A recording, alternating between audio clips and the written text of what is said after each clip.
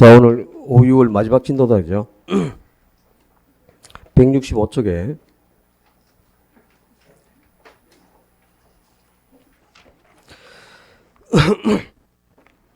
오늘 다룬 부분은 이제 감정평가 3방식입니다.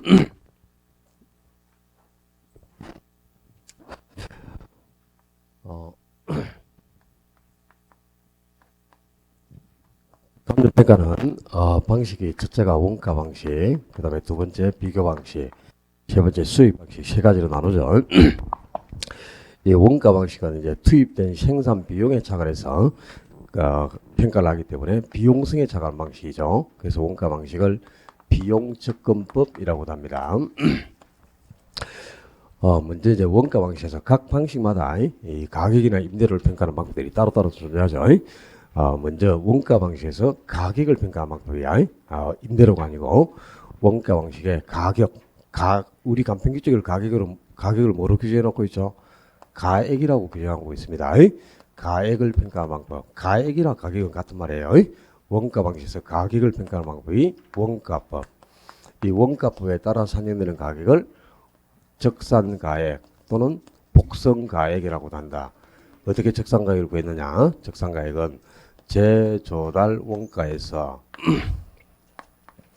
감가 누계액을 공제해서 구한다. 이게 제조달 원가에서 감가액을 공제해서 가격을 산정하는 방법. 이게 이제 원가법인데요. 자, 지금 A라는 건물이 2011년 6월에 준공을 한 건물이다. 그 2011년 6월에 지금 신축한 건물인데 2021년 6월 시점에서 이 건물의 가격이 얼마인가 원가법으로 평가하고자 한다고 가정을 해보자요. 그럼 지금 이 건물은 이미 준공한 지 몇 년 지났다? 11년이 경과했어요. 준공한 지 10년이 경과했구나. 준공한 지 그지? 10년이 경과했으니까 건물은 내용수가 정해져 있으니까 이게 10년이 경과하는 동안에 이 건물은 가치가 많이 소모돼서 감가가 발생했겠죠. 그러니까 시간이 흐를수록 가치가 하락하는 감가가 발생하는 물건, 건물이라든가 기계, 또 선박, 항공기 이런 것은 시간이 흐를수록 효용 가치가 계속 감소하고 소모가 생기잖아요. 이런 물건들을 통틀어 우리가 상각자산이라고 하는데 이 건물과 같은 상각자산을 평가하는 방법이 원가법이 되겠습니다. 자, 2011년 6월은 이 건물을 준공한 때죠. 그죠? 그러니까 2011년 6월이 준공 시점 또는 신축 시점 또는 건축 시점이죠. 이 2011년 6월이 그지? 준공 시점 또는 신축 시점인데 지금 가격을 평가하는 시점은 2021년 6월이에요. 2021년 6월이 기준 시점이죠. 가격을 평가하는 기준 시점인데 원가법은 이 평가하고자 하는 대상 부동산을 기준 시점에 무슨 시점? 준공 시점이 아니고 기준 시점에 똑같이 이 대상 부동산을 다시 한번 재생산을 한다고 가정을 해요. 재생산한다 또는 다시 한번 신축해본다 또는 재취득해본다 또는 재조달한다. 다 같은 표현입니다. 건물을 무슨 시점에? 기준 시점이라고 했다요. 이 용어가 바뀌면 안 되겠죠. 기준 시점 2021년 6월 시점에서 똑같이 재생산한다고 가정을 해보면 재생산에 소요되는 총 비용이 있겠죠. 재생산에 소요되는 비용 또는 신축에 소요되는 비용하고 같은 말이 뭐? 원가. 그러니까 재조달에 소요되는 비용, 재조달 원가, 재생산 비용 또는 신축 비용 다 같은 말입니다. 이 A라는 건물을 똑같이 기준 시점에 다시 생산한다고 가정을 해보니까 생산에 소요되는 총 비용이 총 원가가 5억이 들어갔다 이렇게 한번 가정해봐요. 그러면 지금 이 B라는 건물을 생산하는데 5억이 투입되었다. 그 말은 B 건물 가격도 5억이다. 그 말하고 같아요. 그러니까 원가법은 최소한 이 생산 비용만큼 가격을 평가하자. 건물을 생산하는데 비용이 5억이 들어갔으면 이 건물 가격도 최소한 5억이 되어야 한다. 비용성에 관한 방식이죠. 그지? 그래서 이 B를 생산하는데 5억이 투입되다. 그 말은 B 가격도 5억이다. 그 말하고 같아요. 그러면 A를 똑같이 재생산한 물건이 B잖아요. 그지? A를 똑같이 다시 생산한 물건이 B니까 B의 가격이 5억이면 A 가격도 5이겠지 하고 싶은데요. 5억이 아닌 겁니다. 그럼 왜냐? 이 B는 지금 기준 시점에 생산을 했어. 그러니까 2021년에 지금 준공된 건물이죠. 그런 신축 건물이에요. 2021년도에 준공한 신축 건물인데 지금 이 가격을 평가하고자 하는 대상 부동산은 2011년도에 준공된 건물이니까 10년이 이미 경과된 중고 건물이죠. 그죠? 그러니까 10년 지난 중고 건물하고 지금 기준 시점에 다시 생산한 신축 건물 가격이 똑같을 수가 없겠지. 그래서 이 10년 지난 중고 건물 가격이 어떻게 계산되느냐? 이 10년 지난 중고 건물을 기준 시점이다. 기준 시점에 똑같이 다시 생산으로 가정하니까 얼마가 들어갔어요? 5억이 들어갔죠. 그 5억에서 이 10년 지난 중고 건물이 10년의 경과한 동안에 발생한 강가액을 다 계산해 봤어. 그랬더니 만약에 이 건물에서 매년 1,000만 원씩 강가가 발생했다고 한번 가정을 해봐요. 그럼 1년에 1,000만 원씩 강가가 발생했으면 이 10년의 경과한 동안에 발생한 총 강가 누계액이 얼마죠?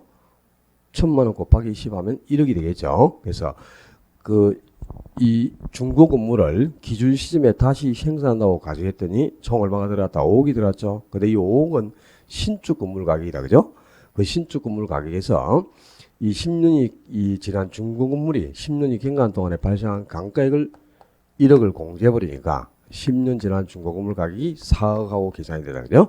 이런 원리에 따라서 투입된 생산 원가를 고려하여 가격을 평가한다. 그래서 원가법. 이 방법에 따라 산정되는 가격을 적상가격이라 하는데요. 적상이란 말이 뭐고? 쌓아서 계산했다 이 말이잖아요. 그죠? 이 건물 한 개를 생산하는데 투입한 비용을 전부 쌓아서 계산해가지고 산정된 가격이다. 그런 뜻입니다. 그래서 적상가격 이렇게 표현하는데, 그럼 이제 원가법으로 적상가격을 계산하려면 재조달 원가하고 강가 누계액 두 가지가 있어야 된다. 그지? 자, 먼저 이제 재조달 원가. 이 재조달 원가는 재생산에 소요되는 총 원가 또는 신축에 소요되는 총 비용 다 같은 말이죠. 그지? 신축이나 재생산, 재조달이 같은 말이니까 재생산에 소요되는 총 원가를 재조달 원가라는데 이게 언제 시점에 생산을 한다고요? 이게 가장 중요한 거 기준 시점입니다. 그러니까 거기 재조달 원가의 개념, 재조달 원가는 기준 시점에 대상 부동산을 똑같이 신축하는 데 소요된 총원가를 뜻한다. 이게 기준 시점이라는 용어를 뭐 준공 시점이나 신축 시점, 건축 시점 또는 뭐 현재 시점 이렇게 바꾸면 큰일 나요. 이 자리는 오직 기준 시점이라는 용어 외에 다른 용어가 들어가면 안 됩니다. 동의어가 없다. 기준 시점은. 그러니까 기준 시점에 대상 물건을 똑같이 재생산한다고 신축한다고 가정했을 때 소요되는 총원가를 재조달 원가라고 하는데 그 재조달 원가에 두 종류가 있죠. 그죠? 교재 뒤에 넘기면은 그 체계도만 보지 말고 뒷쪽으로 뒷장을 넘겨가지고 이제 쭉 따라오셔야 돼. 거기 재조달 원가의 의 봐요. 재조달 원가 대상 물건의 재조달 원가에 강가 수정을 하여 대상 물건의 가액을 산정하는 방법은 뭐? 원가법이라는 거고죠. 이 원가법에 따라 산정되는 가격은 적상가액. 어떻게 구한다? 재조달 원가에서 강가액을 공개하는 거죠. 그다음에 원가법은 건물 등 상각자산 평가에 널리 사용된다 그래서 그러니까 상각자산이 이제 시간이 들어서록 효용 가치가 감소하는 물건이죠. 건물, 기계, 선박, 항공기 이런 것들은 전부 원가법으로 가격을 평가했죠. 우리 지난주에 물건별 평가항법 건물, 선박, 기계, 항공기 이런 것은 원가법으로 가격을 평가하는 거죠.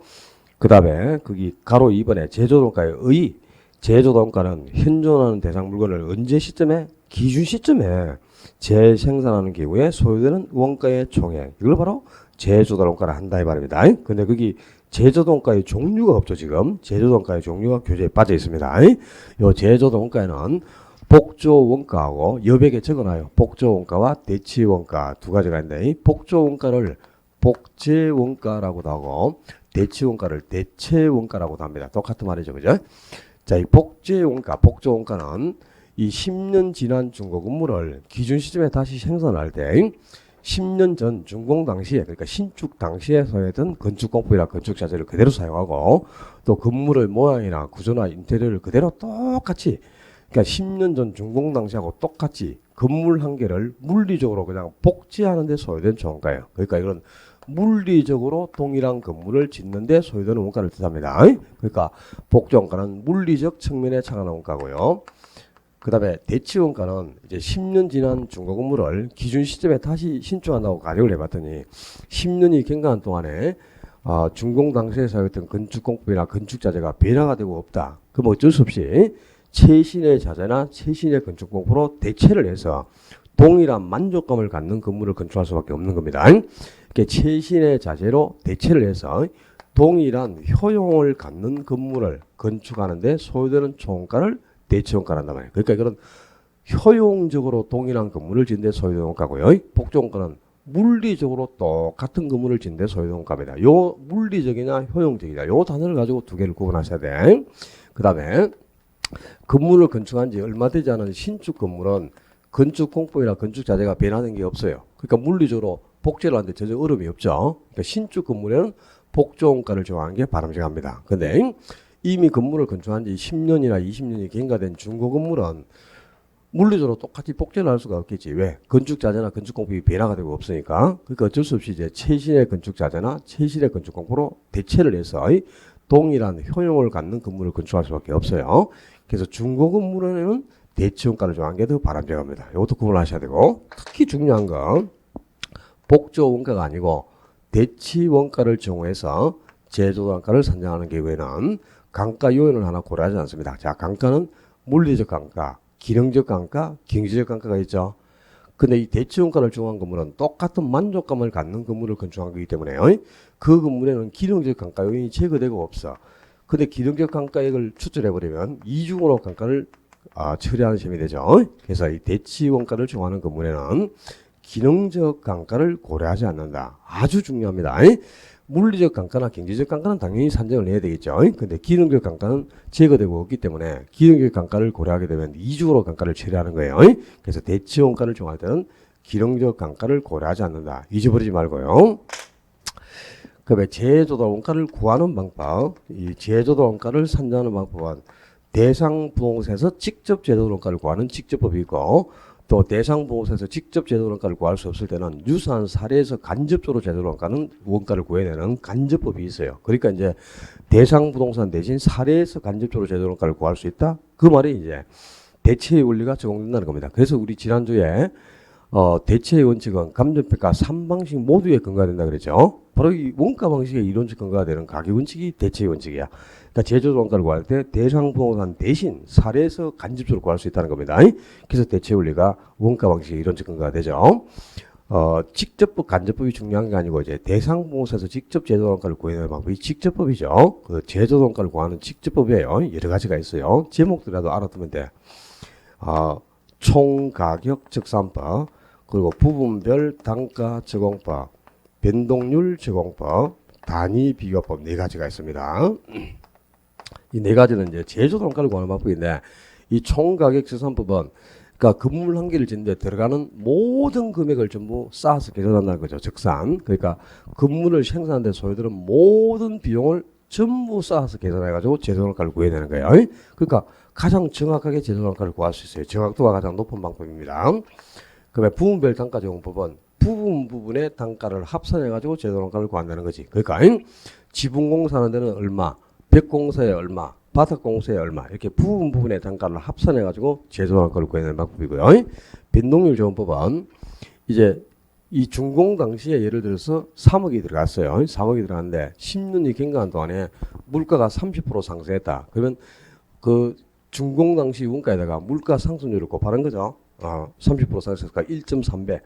그러니까 3억에 1.3을 곱해주면 3억 9천이 되겠죠. 그렇게 해서 이제 기준 시점의 제조달 원가가 3억 9천이다. 이렇게 해서 물가 변동률을 적용해서 제조달 원가를 구해내는 방법이고, 단위 비교법은 제곱미터나 세제곱미터 단위로 제조달 원가를 구해낸다는 거예요. 그러니까 건축 면적이 예를 들어서 1000제곱미터인데 제곱미터당 100만 원씩 원가가 투입되었다. 그러면 1000제곱미터에 100만 원 곱해버리면 되겠죠. 그러면 10억하고 바로 제조달 원가가 산정됩니다. 이렇게 제곱미터 또는 세제곱미터 단위로 아주 간단하게 건축 면적에 제곱미터당 단가를 곱해서 제조달 원가를 구하는 건데, 이 단위 비교법은 이제 총가격 적산법에서 아래로 향할수록 정확도가 떨어져요. 그러니까 단위 비교법은 정확도가 가장 떨어지는 방법입니다. 정확도는 가장 낮은데 불구하고 이게 제일 간편하게 제조달 원가를 구할 수가 있단 말이야. 그래서 그냥 건축 면적에 제곱미터당 단가만 곱해버리면 되니까 아주 간단하게 제조달 원가를 산출할 수 있어요. 그래서 정확도는 떨어지지만 실무에서는 가장 많이 활용하고 있는 방법이 단위 비교법이다.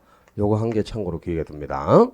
그다음에 총가격 적산법이나 부분별 단가 적용법, 단위 비교법은 제조달 원가를 구하는 방법이에요. 이렇게 제조달 원가를 구하는 방법에 이렇게 네 가지가 있고, 단위 비교법이 실무에서는 가장 많이 활용된다. 참고로 한 개 기억해 놓고, 자, 지금 이 건물 한 개를 신축하는 데 소요된 비용이 총 5억이 계산돼서 나왔잖아요. 그죠? 근데 이 건물의 제조달 원가 5억이라는 게 어떻게 계산되는 거란 말이야. 건물의 재조달원가. 건물의 재조달원가는 표준적 건설 비용에 통상의 부대 비용을 가설해서 구합니다. 그러니까 이 건설 비용하고 부대 비용을 합산한 게 이제 건물 한 개를 짓는데 소요되는 총가라는 거죠. 이 건설 비용, 표준적 건설 비용은 건물을 직접 공사하는 직접 공사 비용하고 또 공사 현장에서 투입되는 현장 경비라는 게 있죠. 그걸 이제 간접 공사비라고 합니다. 이 직접 공사비, 건물을 직접 공사하는 비용하고 간접 공사비, 이게 이제 건설 비용이고요. 우리 건물 하나를 지으려면 설계도 해야 되고 감리도 해야 되고 감독도 해야 되고 또 은행에서 돈 빌리려면 이자도 나가야 되고 세금도 제출해야 되고 등기도 해야 되고 뭐 여러 가지 부대적으로 들어간 비용이 있죠. 그런 걸 이제 부대 비용이란단 말이에요. 그래서 건축비하고 이 부대적으로 들어간 비용까지를 다 합산한 것이 건물 한 개를 짓는데 소요되는 총가다, 그런 뜻이죠. 그죠? 그래서 이 건물의 재조단가는 표준적 건설 비용에 통상의 부대 비용을 합산해서 구하는데요. 자, 이 건물을 지을 때 이제 소유자가 직접 자기가 자기 건물을 직접 짓는 경우가 있죠. 자가 건설로, 그죠? 그다음에 또 건설업자에게 도급을 주고 우리 건물 좀 지어주세요 하고 부탁을 해서 짓는 경우가 있죠. 근데 제조단가를 산정할 때는 소유자가 직접 자가로 건물을 건축한다 하더라도 자가 건설을 기준으로 제조단가를 구하는 게 아니고 도급 건설을 기준으로 제조단가를 산정합니다. 그러니까 반드시 이제 이 건설업자에게, 개발업자에게, 그지? 우리 건물 좀 지어주세요 하고 도급을 주고 건물을 짓는다는 걸 가정해서 제조단가를 구하는 거야. 자, 자가 건설이라면 내가 내 건물 지을 때 나한테 일당 주는 거 아니겠죠? 근데 도급을 줬어. 우리 건물 좀 지어주세요. 근데 건설업자에게 일당을 지급하지 않으면 공사 안 해주겠죠? 그러니까 당연히 이 건설 비용에 건설업자에게 줄 일당이 포함되어 있어야 되겠죠. 그죠? 도급 건설이 기준이니까. 이 건설업자에게 지급할 일당을 수급인의 이윤 또는 뭐 개발업자의 이윤 이렇게 포함합니다. 이 수급인의 이윤이라는 게 건설업자에게 지급할 일당이라는 거예요. 그러니까 자가 건설이 아니고 도급 건설을 기준으로 제조단가를 산정하기 때문에 반드시 이 건축비에는 수급인의 이윤도 포함되어 있어야 한다. 이 개념을 한 게 기억해 놓고 가야 됩니다. 건물의 제조단가는 이제 표준적 건설 비용에 통상의 부대 비용을 가설해서 구하고 이 표준적 건설 비용에는 수급인의 이윤이 포함되어야 한다. 왜? 제조단가는 자가 건설이라 하더라도 도급 건설을 기준으로 산정하기 때문이다. 여기까지 해서 제조단가에서, 그죠? 제조단가의 종류 두 가지 기억해야 되고, 특히 대치원가를 정할 때는 기능적 감가는 고려하지 않는다. 그다음에 제조단가의 개념 자체가 중요해. 제조단가는 이 대상 물건을 똑같이 재생산하는데 소요되는 총가예요. 그런데 언제 시점에 다시 생산한다고? 기준 시점. 요 단어가 바뀌면 큰일 나요. 기준 시점에 대상 부동산을 똑같이 신축한다고 가정했을 때 소요되는 총원가를 제조단가를 한다. 그리고 건물의 제조단가를 어떻게 구하는가? 여기까지 요 자체를 가지고 한 문제를 낼 수도 있습니다. 그 다음에 이제 이 제조단가를 뭐 총가격지산법을 적용했던 단위비율법을 적용했던 각 부분에 이제 단가를 합산해가지고 건축비하고 부대비용을 합쳐보니까 5억이라는 금액이 계산했다. 그지? 이 건물 한 개 짓는데 총 5억 들어갔다 이 말이야. 그럼 제조단가가 이제 5억하고 계산됐으면 이번에는 이제 이 10년 지난 건물이 10년이 경과한 동안에 발생한 총 감가가 얼마가 생기느냐.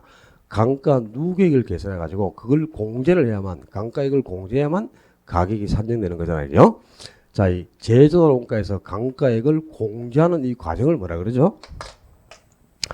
제조단가에서 감가액을 공제하는 과정을 감가수정이라 한다. 감가액을 뺀다 이 말입니다. 감가수정. 그러니까 감가수정은 이제 감정평가의 원가 방식에서 제조단가에서 감가액을 공제하는 것, 그게 이제 감가수정이잖아, 그죠? 근데 이 감가수정하고 용어는 비슷한데 의미가 완전히 다른 게 있다. 뒷장으로 넘긴다. 168쪽. 168쪽 가면 이제 감가수정과 감가상각 두 가지 비교하는 내용이 나왔죠. 지금 감가수정은 어디에서 나온 거고? 원가 방식의 원가부에서 제조단가에서 감가액을 공제하는 것, 이걸 이제 감가수정이라고 합니다. 그러니까 그 감가수정의 개념 한번 봐요. 감가수정은 대상 물건에 대한 제조단 원가를 감액해야 될 요인이 있는 경우, 그러니까 이 감가가 물리적 감가, 기능적 감가, 경제적 감가 세 가지 측면이 있죠. 그 세 가지 측면에서 감가가 생겼다면 그걸 고려해가지고 그에 해당하는 감가 금액을 제조단 원가에서 뭐 한다? 공제한다며. 공제한단 말이 뺀다 이 말이죠. 제조단 원가에서 이 감가에 해당하는 금액을 공제해서 기준 시점에 가액을 측정하는 작업. 그러니까 이제 제조단 원가에서 감가액을 빼는 과정을 감가수정을 한다 그 말입니다. 감가액을 뺀다 이 말이야. 감가수정은 그게 공제하여 거기를 가산하여 그렇게 고치면 큰일 나는 거다. 얼마 전에 나온 거죠. 그지? 감가수정의 개정을 공제하여를 가산하여 이렇게 해가지고 제조동께서 감가액을 빼는 거지 더하는 게 아니잖아. 그지? 제조동께서 이렇게 감가액을 공제하는 과정을 감가수정이 한단 말이야. 근데 용어는 이제 비슷한데 이 감가수정하고 의미가 완전히 다른 게 하나 있죠. 이제 감가상각. 이 원가 방식에서는 감가수정하고 감가상각을 구분하는 게 상당히 중요한 의미가 있습니다. 이 감가수정은 감정평가에서 쓰는 용어죠. 근데 감가상각은 회계에서 쓰는 용어가 말이에요. 사용처 자체가 다른 건데요. 자, 감가상각이 어떤 거냐? 예를 들어 가지고 지금 A라는 기업이 있단 말이야. 근데 이 기업이 분필을 생산하는 업체라고 한번 가정을 해봐요. 근데 기업에서 이제 분필이라는 제품을 생산하려면 기계가 필요하겠죠. 그래서 기계를 2억을 주고 취득을 했어요. 분필을 생산하기 위해서 기계를 2억을 주고 하나 취득했단 말이야. 근데 이 기계라는 건 내용수가 정해져 있는 겁니다. 그지? 몇 년 지나면 녹슬어서 사용을 못하고 갖다 버려야 되잖아. 그지? 자, 편의상 이 기계의 내용수가 한 20년 정도가 된다. 이렇게 한번 가정해봐요. 지금 내용수 20년짜리 기계를 제품을 생산하기 위해서 2억을 주고 취득을 했는데 기업에서 지금 비용이 2억이 지출되지 않습니까? 그지? 2억이라는 비용이 나갔어요. 그러면 이제 이 2억이라는 비용을 어떻게 사용했다는 내역을 회계장부에 정리를 해야 된단 말이야. 근데 돈은 2억이 비용이 지출이 됐는데 그 대신 기계가 기입을 한 게 들어왔지 않습니까? 그러니까 이 기계를 이제 기업의 회계장부에 처리를 해야 돼. 그래서 2억짜리 고정자산을 취득하는데 비용을 2억 지출했다. 이렇게 해서 이제 회계장부에 기록을 해놓거든요. 그런데 문제가 뭐야? 20년 지나면 이 기계가 내용수가 종료돼서 갖다 버려야 되잖아요. 그러면 이 취득 비용 2억을 20년으로 나눠보면은 이 기계는 1년에 1,000만 원씩 가치가 계속 소모돼 가고 있다는 겁니다. 그지? 그렇게 해서 1년에 1,000만 원씩 감가가 발생해가지고 20년 지나면 사용을 못하고 갖다 버려야 된다는 뜻이다. 그지? 그래서 요게 이제 착안해가지고 이 지출한 비용 2억을 어떻게 지출했다는 내역을 회계장부에 정리를 하기 위해서 이 기계의 내용 연수하고 기업의 회계연도 20년을 일치시켜가지고 이 기계에서 생기는 가치 감소분을 회계연도에 배분을 하는 거야. 20년간 1,000만 원씩. 그렇게 해가지고 이제 회계장부를 일치시켜 가는 겁니다. 자, 지금 기계의 내용수가 20년이지. 그러면 기업의 회계연도도 20년하고 내용수를 일치시켜 가지고 말이야. 지금 장부에 이 자산 가격이 얼마로 기록돼 있어? 2억으로 기록이 돼 있죠.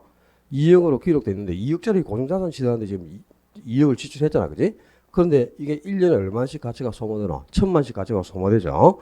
그래서 이 가치 소모분 1,000만 원씩을 회계연도에 배분한단 말이야. 그렇게 해서 1년 지나니까 1,000만 원 가치 소모됐죠. 그러면 이제 장부에 남은 가치가 1억 9천하고 딱 남게 되겠죠. 이렇게 해서 가치 소모를 제거해요. 그 다음에 2차년도 가서 또 1,000만 원 가치가 소모되죠. 이것도 제거해버리면 장부상 가치가 1억 8천이 남습니다.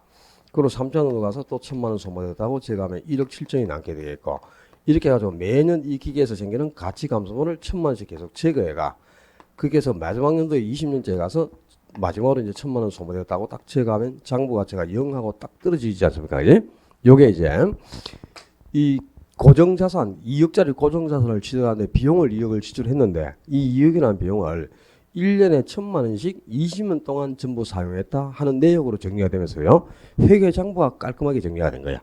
근데 감가상각은 이렇게 기업에서 지출한 비용을 회계연도에 배분해 가지고 회계장부를 일치시키는 것이 1차적인 목적입니다. 그 다음에 궁극적인 또 다른 목적이 한 개가 더 있는데, 자, 기계의 내용수는 20년이죠. 그럼 20년 지나면 내용수 다 종료됐으니까 새로운 기계를 하나 사야 될 것 아닙니까? 그지? 그럼 또 2억이라는 비용을 또 지출해야 되겠지. 이 내용수가 종료될 때마다 새로운 비용을 계속 지출해서 기계를 취득해 가면 기업이 존립하기 어렵단 말이야. 그래서 이 기계의 내용수 20년 동안에 이 기계에서 매년 생기는 가치 감소분만큼을 회수해서 적립을 하는 겁니다. 어떻게 하느냐? 이 기계가 생산하는 제품의 원가에 미리 산입을 해두는 거야. 그러니까 분필을 1년에 1,000만 개 생산한다면 1년에 가치 감소분이 1,000만 원이니까 분필 한 개에다가 미리 원가에 이런 식을 산입해둬요. 그래서 분필을 1,000만 개를 생산해서 판매를 한다. 그러면 1,000만 원이 회수가 되는 거죠.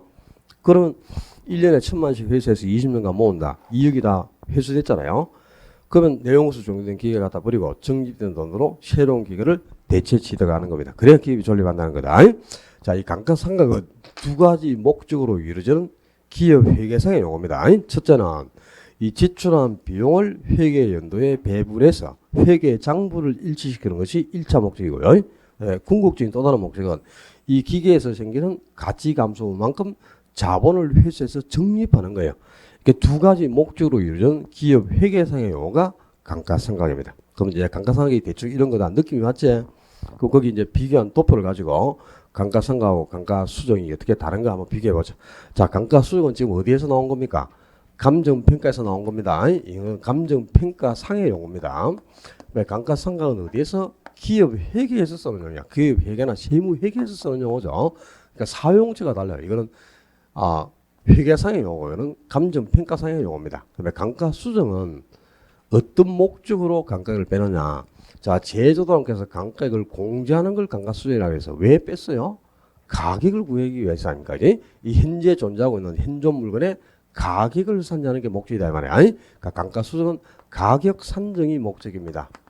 가격 산정을 목적으로 감가액을 공개하는 거다, 그지? 제조단원께서. 근데 감가상각은 기업에서 지출한 비용을 회계연도에 배분해서 회계 장부를 일치시키는 것이 1차적인 목적이고, 그다음에 궁극적인 목적은 이 고정자산에서 생기는 가치 감소분만큼 감가분을 자본으로 회수해서 적립하는 거예요. 그래서 지출한 비용을 회계연도에 배분하고 감가분만큼 자본을 회수할 목적으로 이 두 가지 목적으로 이루어지는 기업 회계상의 용어입니다. 그다음에 감가수정은 이제 가격을 산정하기 위해서, 그지? 감가액을 공제를 해가지고 가격을 산정하는데 어디에서 감가액을 공제해서 가격을 산정했어요? 제조달 원가죠. 요 제조달 원가에서 감가액을 공제해가지고 가격을 산정하는 겁니다. 그러니까 제조달 원가를 기초로 작업이 이루어지고 있잖아요, 그지? 감가수정은 제조달 원가를 기초로 하고 있습니다.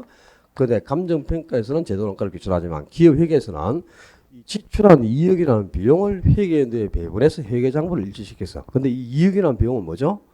기계를 취득한 취득비용이죠. 취득비용. 그리고 이 취득비용 이익만큼 장부에 이익으로 기록되어 있으니까 1년에 1,000만 원씩 20년간 이익을 회수한 거잖아요. 그죠? 장부에 기록된 가격, 장부 가격을 기초로 하고 또 취득비용, 취득원가를 기초로 한단 말이야. 취득원가는 뭐 비용은 같은 말이니까지. 취득비용. 이 취득원가를 기초로 작업을 하고 있는데 이 취득비용만큼이 이 장부에 기록되는 거니까 장부에 기록된 장부 가격이나 취득원가가 같은 말입니다. 취득원가 또는 장부 가격을 기초로 작업을 하는 거죠.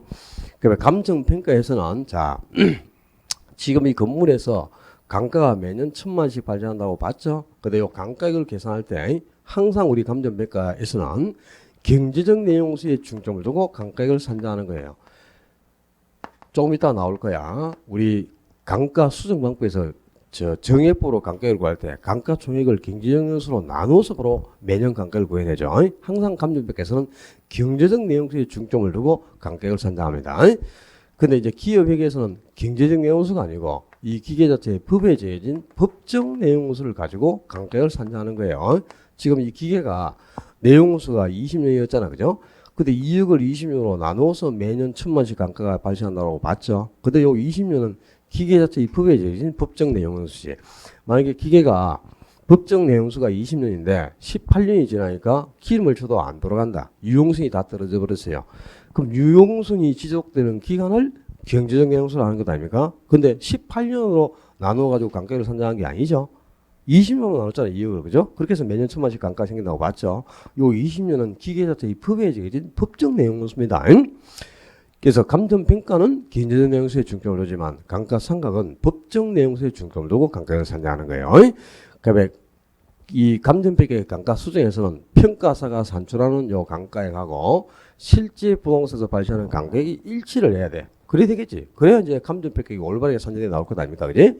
그래서 감가액이 이 평가사가 산출하는 감가액이 항상 실제 감가와 일치를 합니다. 그래야 이제 감정평가를 올바르게 하고 가격을 올바르게 산정하는 거니까 실제 감가와 감가액이 일치하는데 그 이유가 이제 감가액을 계산할 때 눈으로 직접 관찰해서 아주 세밀하게 감가액을 구해내기 때문이에요. 그래서 관찰감가법이 인정되죠. 이 감가수정법이 우리 관찰감가법이라는 게 있잖아요. 그죠?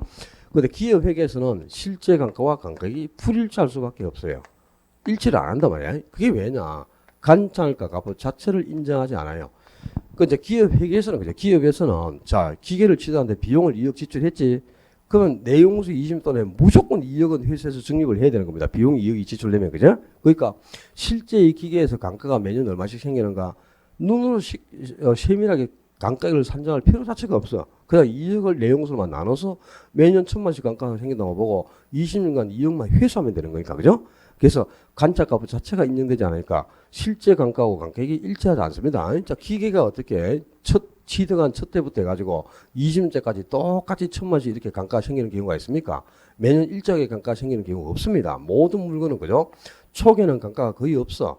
그리고 후기로 할수록 단가가 이렇게 점점 커지는 것 아니겠어요, 그죠?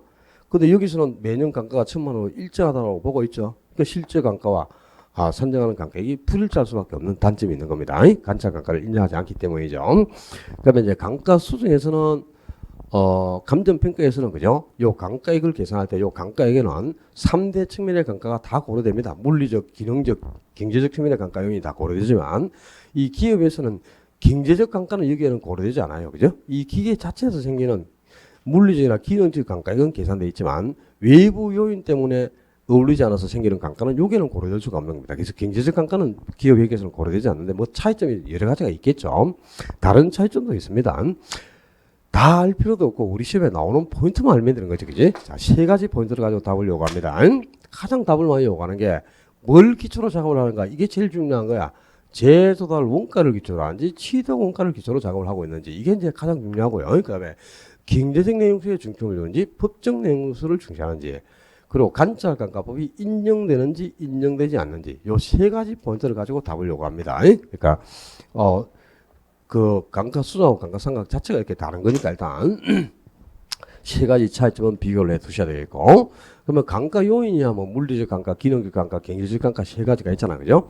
이제 그 법률적 감가는 원래 뭐 알 필요도 없는 거고 감가 요인으로 보지도 않습니다. 물리적 감가가 무슨 감가죠? 물리적 감가가 시간 경과로 인하여 자연적으로 발생하는 감가를 물리적 감가라는 거야.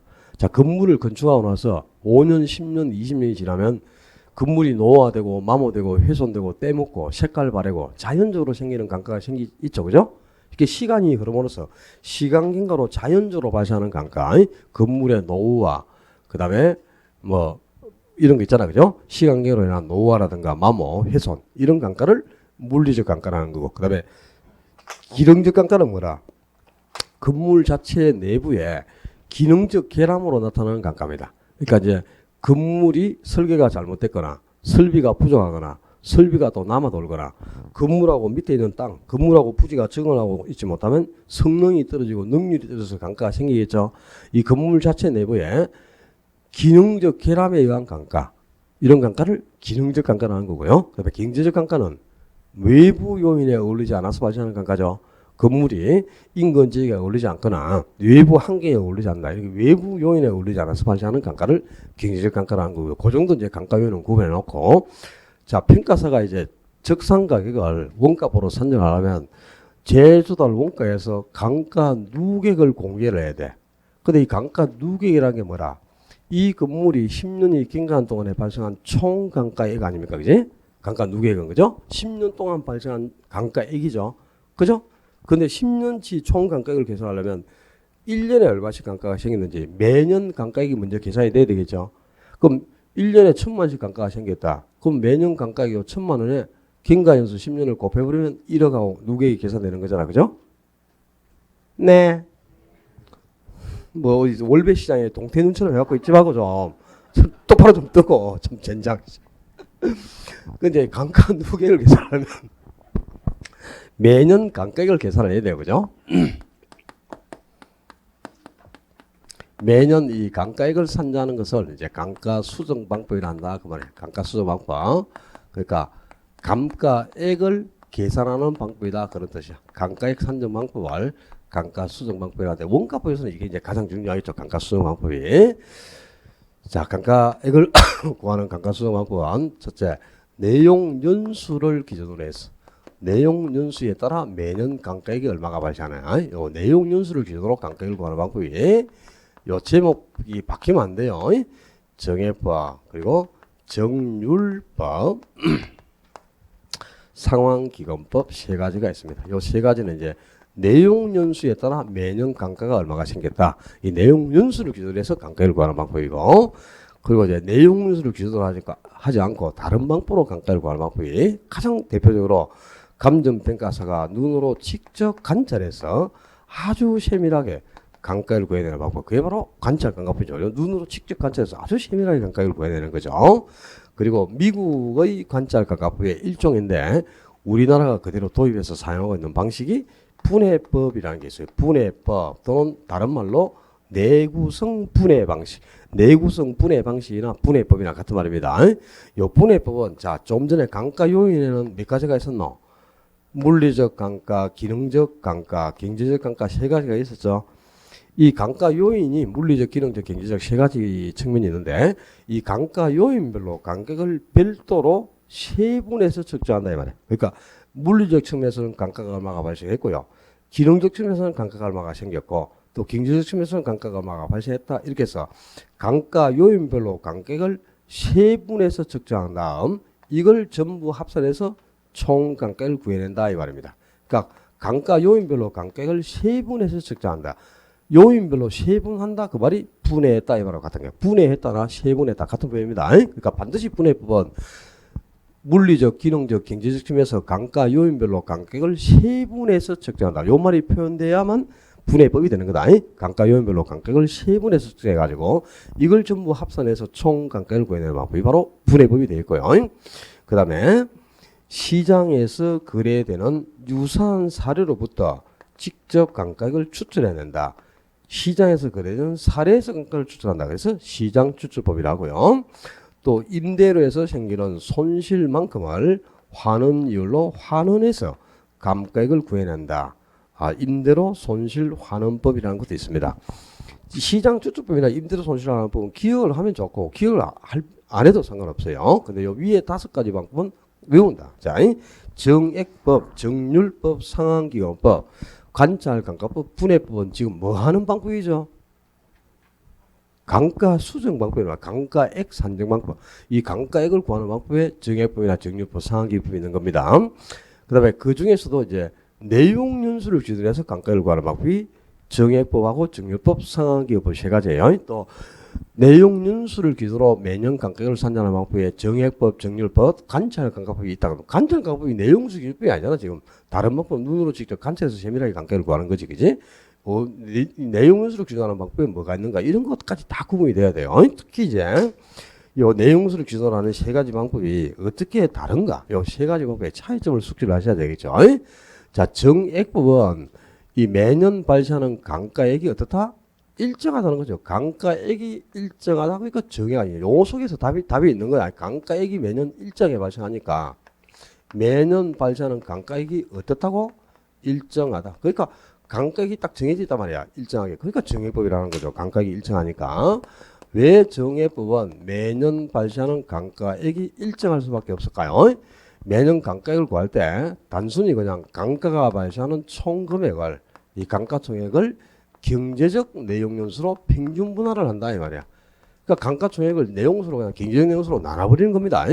자, 만약에 저 건물이 그지? 저 건물이 2억짜리 건물이라 2억짜리 건물인데 내용연수가 20년이다.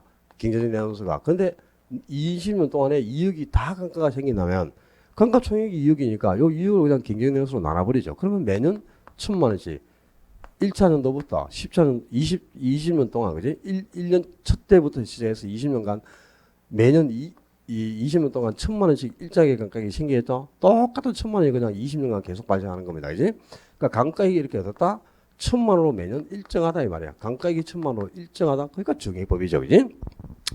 그러니까 강가총액을 경제연수로 평균 분할을 해서 매년 강가액이 일정하게 발생한다고 보고 강가액을 구하는 방법, 바로 건물평가에 유용하게 적용되는 방법이 정액법입니다.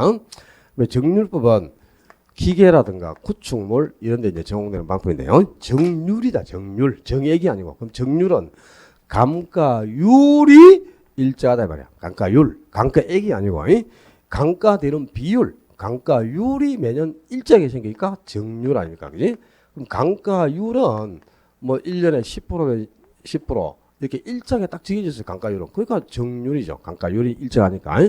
강가율은 일정한데 그럼 강가되는 금액, 이 강가액은 어떻게 되느냐? 강가액은 점차 감소해 간다 이 말이에요. 체감하는 방법인데 왜 강가율만 일정하고 강가액은 점차 감소해 가느냐? 요 정률법은 매년 강가액을 산정할 때요. 미상각 잔액, 요 미상각 잔액을 잔존가액이라고 합니다. 잔존가격. 이 잔존가격인 미상각 잔액에 일정한 강가율을 곱해버린단 말이야. 그러니까 강가율은 딱 정해져서 일정하게 매년 10%면 10%딱 정해져 있는데 요 미상각 잔액이 첫 해가 가장 크고 후기를 할수록 점차 감소하는 구조를 보여요. 그러니까 미상각 잔액이란 강가액을 회수하지 못하고 남아있는 잔액 이 말이라. 자, 조금 전에 이 기계가 얼마짜리였어요? 2억짜리죠. 근데 내용수가 20년이지. 그럼 2억이라는 비용을 기업에서 지출을 했다. 그러면 20년 동안 2억을 무조건 회수를 해야 되겠죠. 그죠? 근데 기계를 취득한 첫 해는 강가를 회수한 게 전혀 없지. 그럼 회수하지 못하고 남아있는 잔액이 2억 그대로 다 남았죠. 근데 이제 1년 지나고 2년 지나고 계속 시간이 흘러서 강가가 생기고 강가만큼 계속 회수해 가니까 이 미상각 잔액은 첫 해가 제일 크고 후기를 할수록 계속 감소하겠죠. 그죠?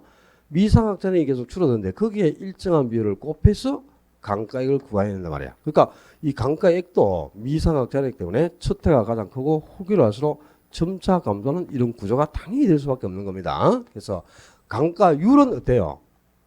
일정하잖아. 지금 10%고요. 매년. 강가되는 비율은 일정합니다. 근데 강가액은 첫 해가 가장 크고 후기를 할수록 점차 감소하는 이런 구조가 된다 이 말이야. 그래서 강가율만 일정하고 강가액은 점차 감소해 가니까 체감상각법. 요거는 강가액이 매년 균등하게 발생하니까 균등상각법. 정액법은 균등상각법. 정률법은 체감상각법이라고 합니다. 왜 상한기업법은 오직 이거는 광산에서만 적용을 하는 방법인데요. 상한기업은 원리는 정액법과 똑같은 원리에 따라서 정액법처럼 매년 일정하게 똑같은 1,000만 원씩 일단 강가된다고 가정을 해요.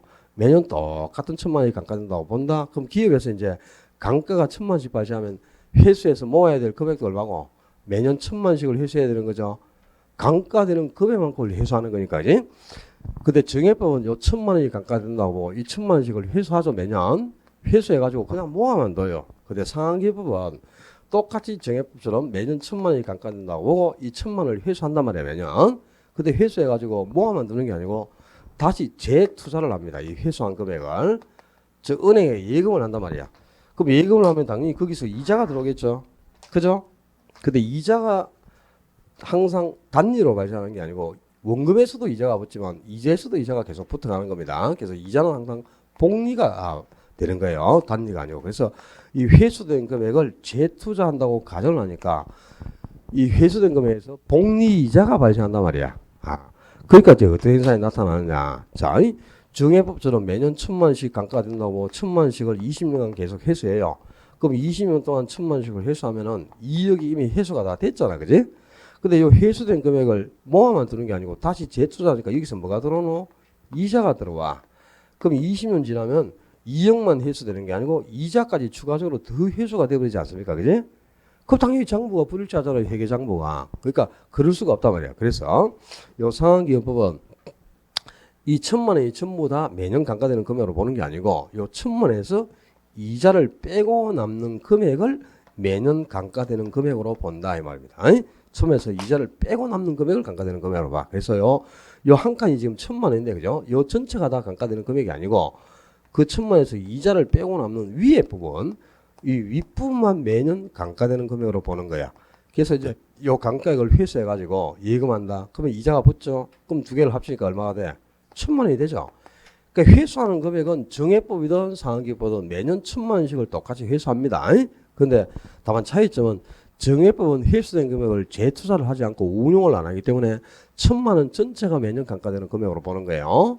근데 상한기법은 이 회수된 금액을 재투자한다고 가정하니까 이 1,000만 원 전체가 강가되는 금액이 아니고 1,000만 원에서 이자를 빼고 나면 요 위에 부분만 강가되는 금액으로 보는 거죠. 그죠? 그러니까 강가액이 항상 상한기업법은 정액보다 복리자만큼 강가가 적게 생길 수밖에 없겠죠.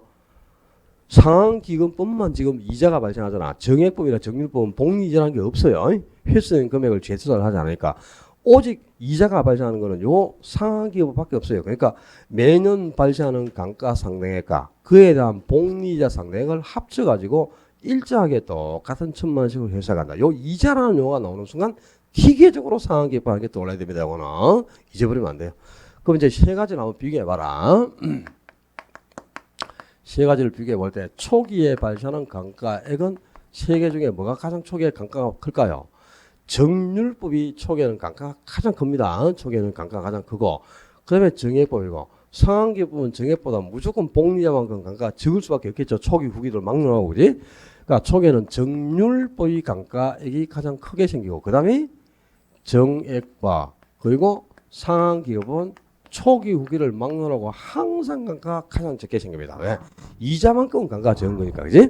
제출을 하기 때문에. 그 다음에 감가가 적다면 감정평가가 높게 발생하겠죠. 감정평가액, 그러니까 적상가격, 초기 적상가격, 적상가액의 크기는 역수이 돼야죠, 그지? 자, 봐라. 적상가격은 재조달 원가에서 감가액을 공제한 거잖아, 그지?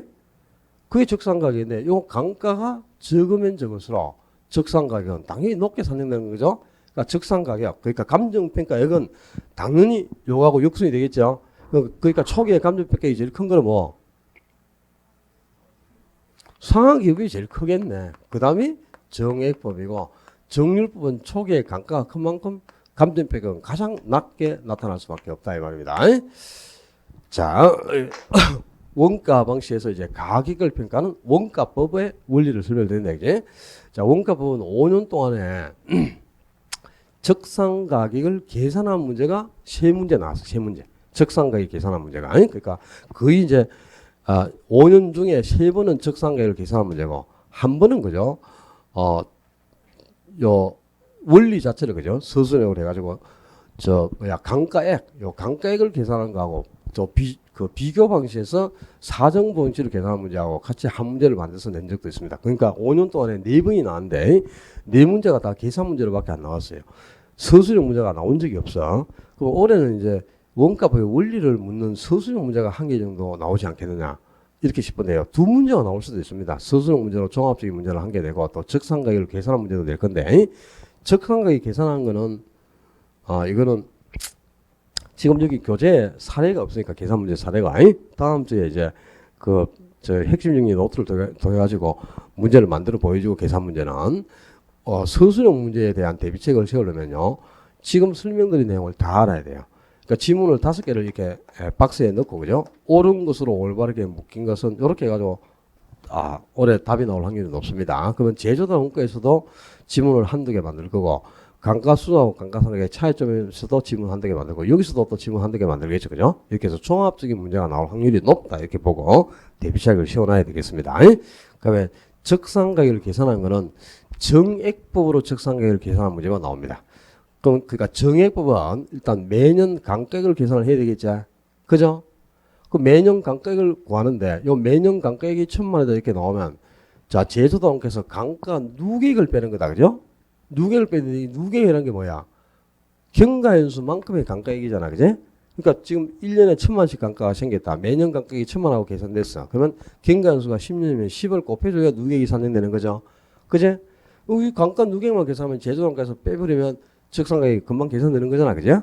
근데 이 제조단가를 또 구할 때도 봐라. 자, 제조단가는 언제 시점에 제조단가를 그랬지? 기준 시점이에요. 준공 당시 원가가 아니고. 그러면 자, 준공 당시에 2억이 투입되었다. 2년 전에 준공된 건물인데 2년 전에 준공된 건물의 제조단가는 2억이었다 이 말이야. 신축 시점 당시에. 근데 지금 준공 후 2년이 경과했어요. 2년이 경과했는데 2년 동안 건축비가 10% 상승했다. 그러면 이제 2억은 지금 준공 당시 원가인데 기준 시점 원가를 구해야 되죠. 그러면 2억에다가 10% 상승했으니까 1.1을 곱해줘야 되겠죠. 그러면 2억 2천만 원이 되겠지. 그게 기준 시점 원가다. 그죠? 그런 게 있어요. 그러니까 하여튼 이게 제조단가는 준공 당시의 원가가 아니고 기준 시점의 원가를 뜻하니까 준공 당시 원가를 주거든요. 그리고 준공 후 기준 시점까지 물가가 몇 프로 상승했다 이렇게 준단 말이야. 그럼 그 물가 상승률을 곱해줘야 돼. 그래야 기준 시점의 원가가 나오겠죠. 그래서 기준시세 원가가 나오면 이제 이번에는 강가 누계를 계산해서 공제를 해야 가격이 산정된단 말이야. 근데 강가 누계는 이 건물이 총 경관 동안에 발생한 강가격을 뜻해요. 근데 이 10년치 강가격을 구할 때 처음에 10년치 강가격이 바로 안 나온단 말이야. 매년 1년의 강가가 얼마씩니까 매년 강가격을 구하는 거잖아요. 정해보면 그죠? 매년 강가격을 이렇게 구한단 말이야. 강가 총액을 내용수로 나눠가지고 그래서 매년 강가격이 1,000만 하고 나오면 여기다가 10년 지났으니까 10을 곱해주면 강가 누계액이 1억 되겠죠. 그럼 그거 공개하면 그냥 적산 가격이야, 그지? 원리는 간단해 보이지만 그죠?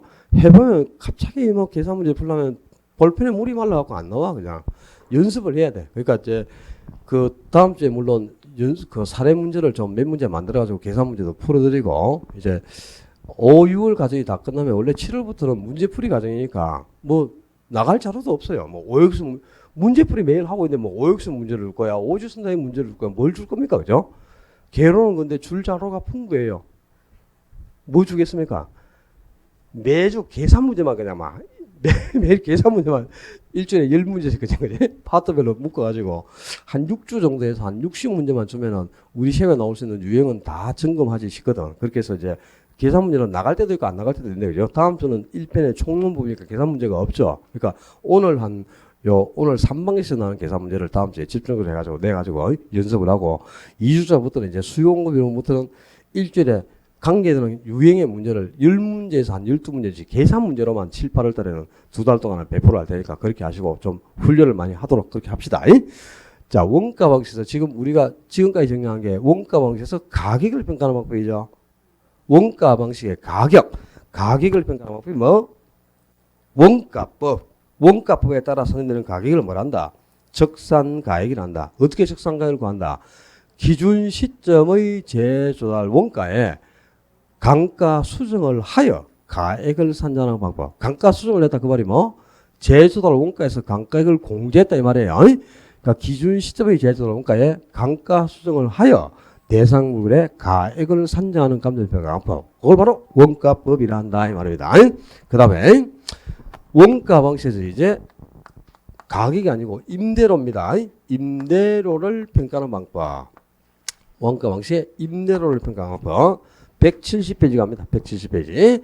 원가, 지금 우리 하고 있는 거는 원가 방식이다. 비교 방식이나 수익 방식이 아니고 원가 방식에서 임대료를 평가하는 방법을 뭐?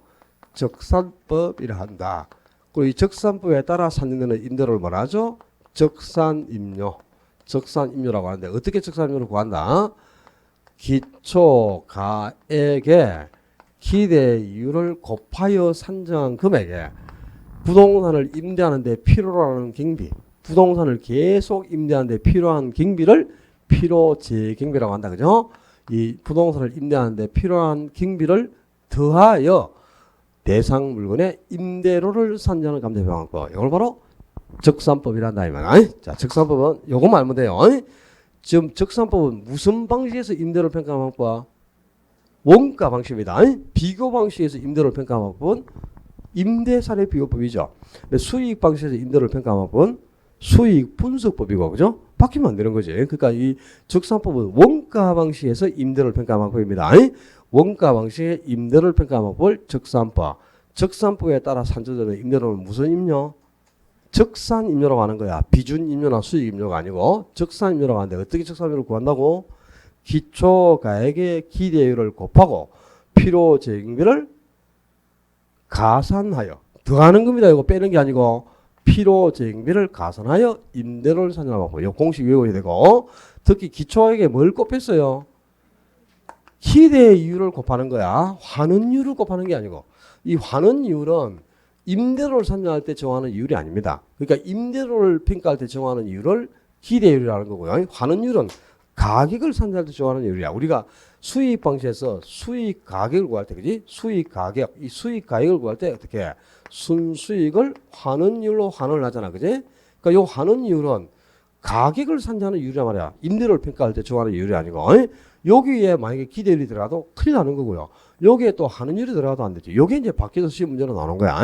수익 가격을 구할 때는 환원율로 순수익을 나누는 겁니다. 기대율이 아니고.